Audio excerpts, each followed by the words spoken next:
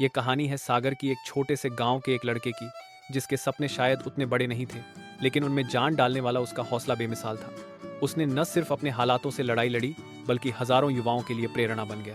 सागर का जन्म उत्तर प्रदेश के एक छोटे से गांव सरसई में हुआ था।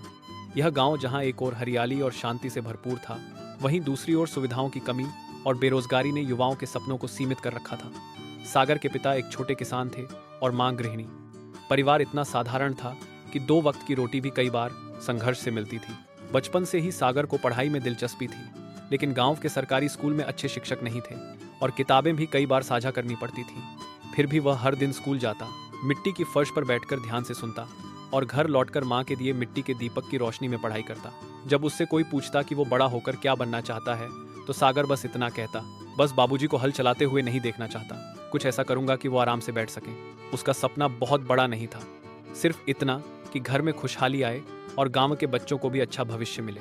सागर ने हाई स्कूल में अच्छे अंक लाए, लेकिन इंटरमीडिएट के समय परिवार की आर्थिक हालत और खराब हो गई। कई बार ऐसा भी हुआ कि स्कूल फीस भरने के लिए उसकी मां ने अपने गहने गिरवी रख दिए। उसने अपनी जेब खर्च के पैसे बचाकर इंटरनेट कैफे जाकर सरकारी परीक्षाओं के बारे में जानकारी जुटाई। वहीं पहली बार उसे अपएसए नाम की परीक्षा के बारे में पता चला। शुरू में तो लोग हंसते थे, गांव का लड़का अफसर बनेगा, लेकिन सागर ने न मजाकों की परवाह की न हालात की। वह खेत में काम करने के बाद रात में पढ़ता, पुराने अखबारों से नोट्स बनाता और गांव के एक रिटायर्ड मास्टर से मार्गदर्शन लेता। पहली बार उसने अपसीसी की प्रारंभिक परीक्षा दी और फेल हो गया। यह उसके लिए बड़ा झटका था। कुछ दिनों तक वह बहुत टूट गया। गांव के लोग ताना मारते, रिश्तेदार सलाह देते, कोई छोटा मोटा काम देख ले, ये बड़े सपने गरीबों के लिए नहीं होते। लेकिन उसकी मां ने उसका हाथ पकड़ा और कहा, बेटा हार मत मानना, मेहनत कभी बेकार नहीं जाती। सागर ने फिर से तैयारी शुरू की, इस बार और रणनीति के साथ। उसने खुद के बनाए समय सारणी पर अमल किया, यूट्यूब से वीडियो लेक्चर देखे और अपने पुराने नोट्स को अपडेट किया। दूसरे प्रयास में उसने प्रारंभिक और मुख्य परीक्षा पास कर ली। अब बारी थी इंटरव्यू की। एक गांव के लड़के के लिए दिल्ली में जाकर इंटरव्यू देना आसान नहीं था। कपड़े उधार लिए इंटरव्यू में जब उससे पूछा गया तुम्हें क्यों चुना जाए, तो सागर ने मुस्कुराते हुए जवाब दिया, क्योंकि मैंने अपनी जिंदगी की सबसे कठिन परीक्षा गरीबी पास कर ली है।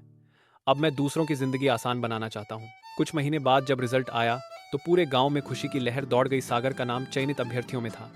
वह एक अफसर बन गया था। आज सागर देश के एक सम्मानित प्रशासनिक अधिकारी हैं, लेकिन उनके चेहरे पर वही सादगी और मन में वही संकल्प है। उनका मानना है, सपने बड़े या छोटे नहीं होते, उन्हें पूरा करने का जज्बा बड़ा होना चाहिए।